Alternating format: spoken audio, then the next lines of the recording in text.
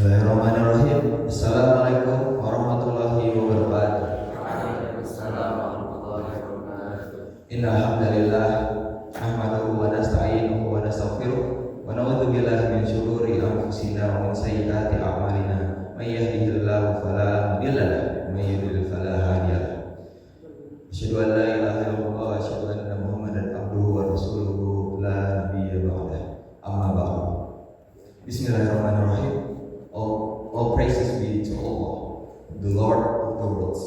We seek His help and forgiveness, and we seek refuge in Him from the evil of our souls and the consequences of our deeds. May peace and blessings be upon our beloved Prophet Muhammad sallallahu alaihi wasallam, his family, his companions, and all who follow his guidance until the day of judgment.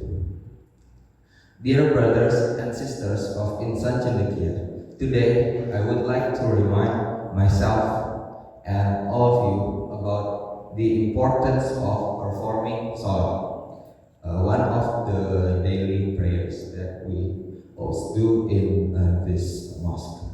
Sholat is one of the main pillars of Islam.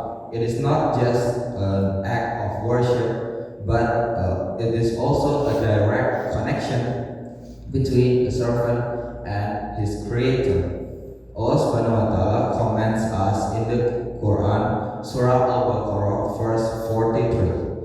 Wa aqimus salata wa atuz zakata warka'u ma'ar raki'in, which means and establish prayer and give zakah and bow with those who bow in worship and obedience.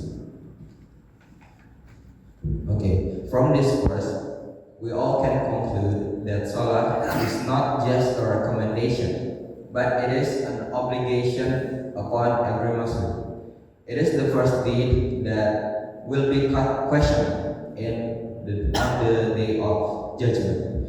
As the Prophet Muhammad SAW said, the first matter that the slave will be brought to account for on the day of judgment is the prayer.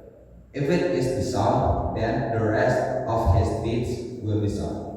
And if it's bad, or if the prayer is bad, and then the rest of his deeds will be bad too. Hadith narrated by At-Tirmidzi. Sholat teaches us discipline, patience, and devotion. It reminds us that we are always in the presence of Allah. No matter how busy we are with our worldly affairs, Sholat keeps us connected to our faith. It brings peace to our hearts and helps us to overcome difficulties in life. The Prophet Muhammad also emphasized the importance of prayer in his final moments before passing away. He repeatedly reminded us to safeguard our prayers, showing us that sholat is not something we should neglect. So, what happens if we neglect sholat? Allah Subhanahu wa Ta'ala warns us about this in Surah Al-Ma'un, verse 4 and 7. Fawailul lil musallin allazina hum an salatihim sahun allazina hum yura'una wa yamna'una al-ma'un. It means so to those who pray, who are heedless of their prayer, those who make show of their deeds and withhold simple assistance. This verse warns about people who perform prayer carelessly, without sincerity, and those who neglect it. They pray just to be seen by others, but lack the true devotion of Allah. Such people will face severe consequences. So we have to pray with our pure heart, not to be seen by others. So this reminds us that sholat is not just about the physical movements.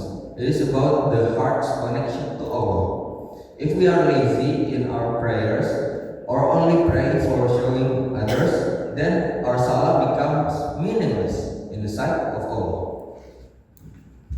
Okay, so dear brothers and sisters, let us strive to perform our salah on time with sincerity and devotion. Let us not be among those who neglect their prayers.